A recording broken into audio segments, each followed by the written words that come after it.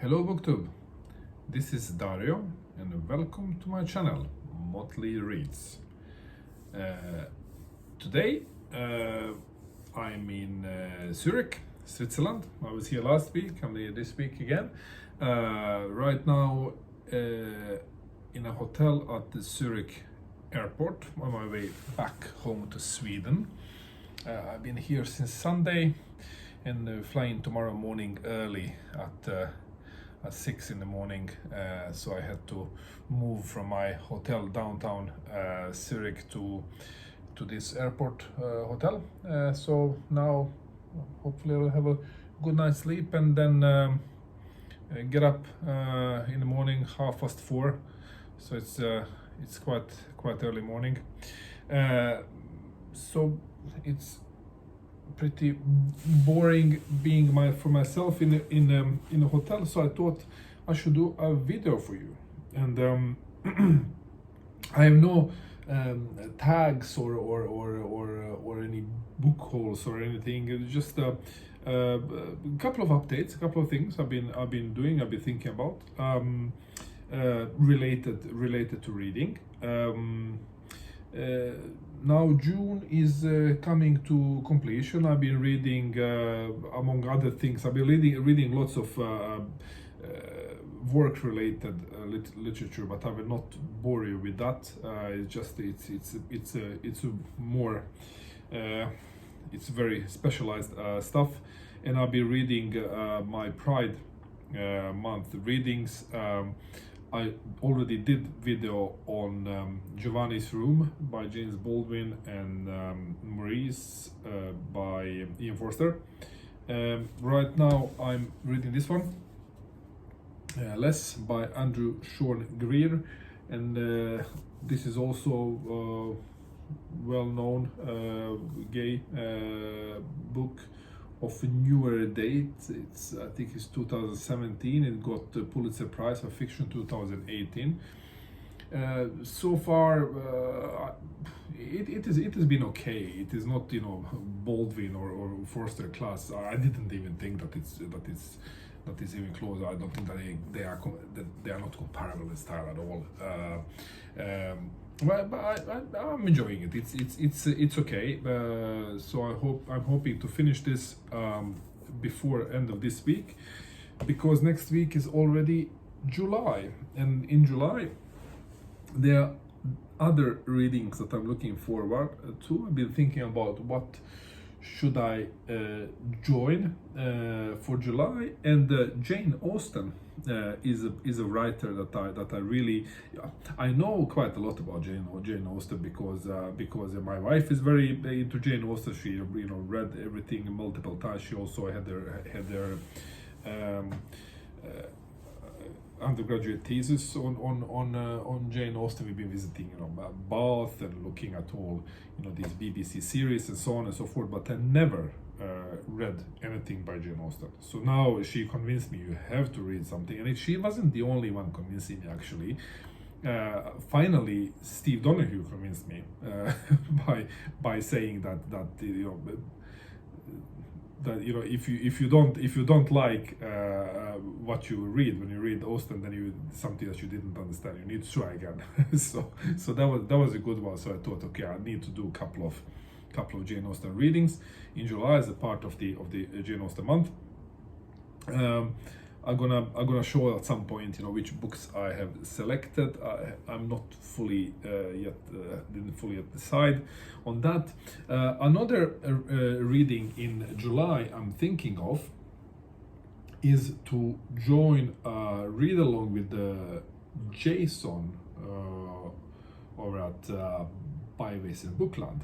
He's going to host, as I understood it, he's going to host a read-along on Foucault's Pendulum by Umberto Eco, and that's a book that looks quite ambitious.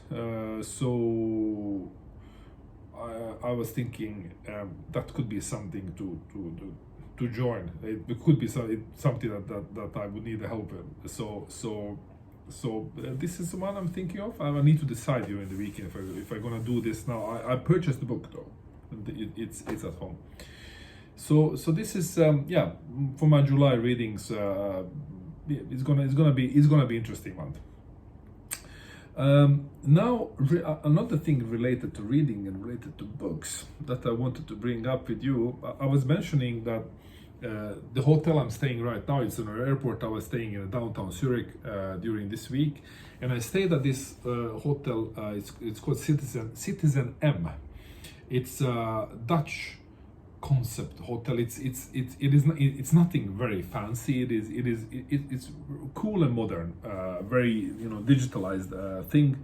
I like testing and trying new hotel concepts. This one was really good. I stayed already with them in Amsterdam several times, and I know that they have multiple hotels both in the US and in Europe.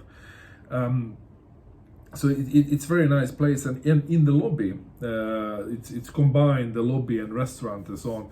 They had some bookshelves on the walls with used books on them. It's as more like decoration, like you very often see in those places.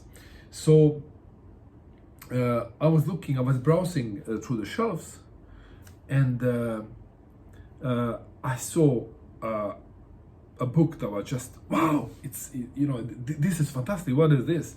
And for those of you that have been following my channel, you might have seen when I was doing vacation tag, there was a book I was talking about. One of the books I was talking about was the Lost City of Zed.